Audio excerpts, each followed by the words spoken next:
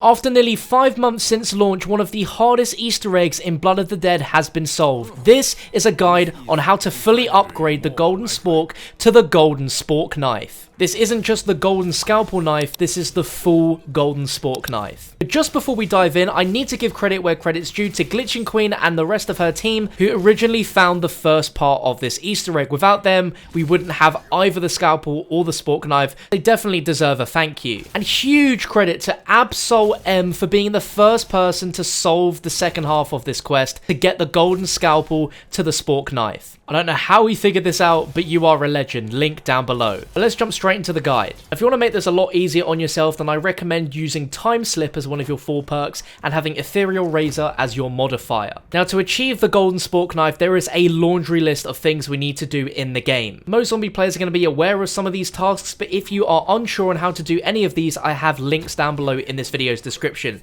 So the first thing is you need to require the Hell's Retriever, the shield, and the spoon from the dogs. Again, if you need any help with that, links down below. Once you've done that, we now need to upgrade the Hell's Retriever to the Hell's Redeemer, as well as upgrade the spoon to the Golden Spork. Again, if you're not sure how to complete either of these, I have a guide for the Hell's Redeemer and a guide for the Golden Spork down below in the video's description. But just remember, when getting the Golden Spork, the last step is to shoot down the 4 hinges of the water tower, which can be done with any bullet weapon, but I'd advise an AR, and it doesn't need to be pack-a-punched for you to shoot all the hinges off. But once you've done that, you can throw your tomahawk to get yourself the Golden Spork, and we can begin with the first half of this Easter egg, which is to get the Golden Scalpel. I have an in-depth guide for this in the description, but we'll briefly go over the steps anyway, as most of this egg consists of this particular half. So by this point, you should have Ethereal Razor equipped, and make your way besides this bloodbath in the new Industries building. You need to get 100 melee kills by this bath. Ethereal Razor is so useful at this particular moment because it's a one-hit melee on zombies,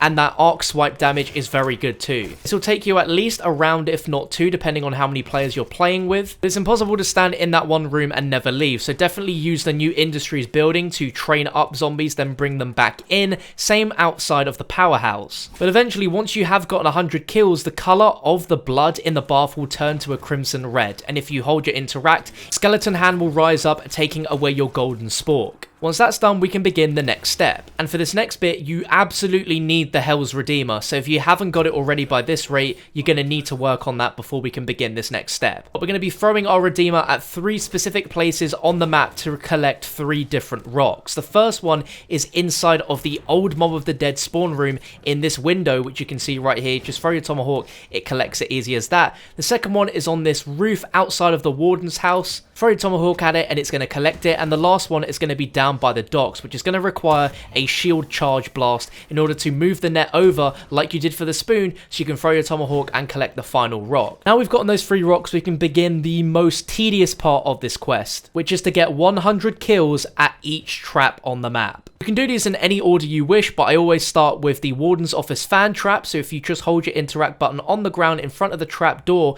it's going to place down our rock, and we need to get 100 kills with this particular trap. Having Time Slip makes the cooldown on these traps insanely quick, so you can repeatedly buy these traps multiple times very quickly. In co-op, I ran a train in the Warden's office while someone ran a train outside the Warden's house, then we brought them all in, turned the trap on, and then used my magma gat to attract any nearby zombies spawning after being killed by the trap. It will take about 6 trap uses, but when complete, the rock will have turned into a small blue gem. It will be making a really loud, high-pitched noise, and you can just interact with it and it should pick it up. Our next trap is going to be the acid trap inside of the cafeteria, so place your gemstone on this little vent here, and same thing applies. We need to get 100 kills with this trap. I was training in the canteen while I had another teammate training outside of it, then we just turned the trap on, threw a monkey bomb in the trap, and repeated that until we got the 100 kills, and my gem turned from a rock color to a green color. Just picked that up, and we can now move on to the last trap, which is going to be the new Industries trap. Hold your interact on the floor just by the side of this trap to place down the rock, train zombies up nearby, bring them towards the trap, turn it on, and bam, as soon as we get 100 kills,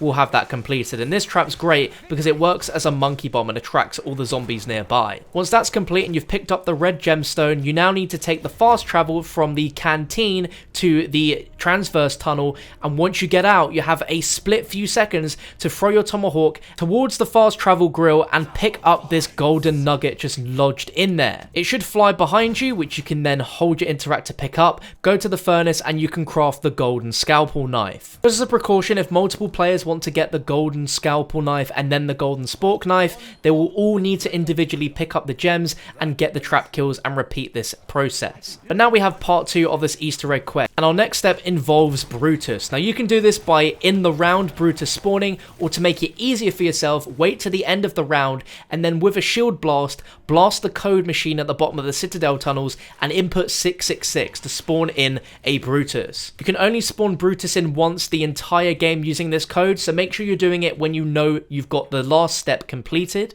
And with Brutus spawned in, make your way to the catwalk in front of this deal with it sign, as we now have a combat axe stabbed into the sign with a piece of fabric with Sal DeLuca's prisoner number on it. With Brutus in front of the sign, you now need to melee Brutus to death. He's not exactly quick to take down, so I'll just make sure you're training around the sign when your health's low, but eventually you will kill him and the prisoner numbers should no longer be on the sign. With those two things complete, the shower kill requirement and killing Brutus in front of the sign, all you need to do to finish this Easter egg is go back to the New Industries bloodbath, hold interact, and the skeletal hand will raise up with the Golden Spork Knife, which you can pick up and it's yours for the rest of the game. And that's my Golden Spork Knife guide for you there. What I'm now going to go into is details on what exactly this knife does, if it's even worth getting in your game, and the benefits to having it. So I wanted to show you gameplay straight away with this thing without Ethereal Razor to see its raw power, and from the statistics in game of this weapon,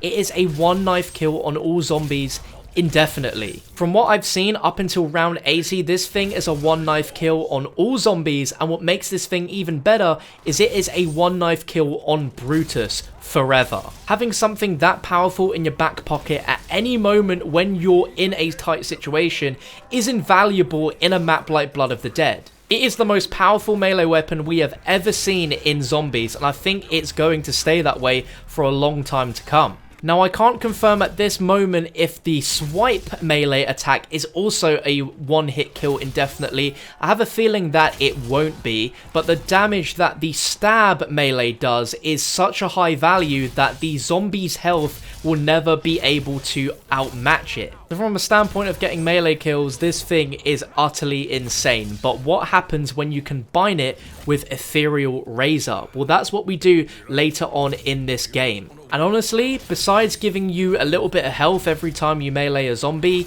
there isn't really any added benefits with Ethereal Razor. I'm happy that even with the perk equipped, you still hear the knife sound from this Golden Spork Knife, which sounds absolutely devastating. The Triox sound team really done a good job with the sound of this thing. It sounds powerful and it looks powerful too, with those gems just below the actual spork itself. Now, would I advise you actually getting this every time you play Blood of the Dead?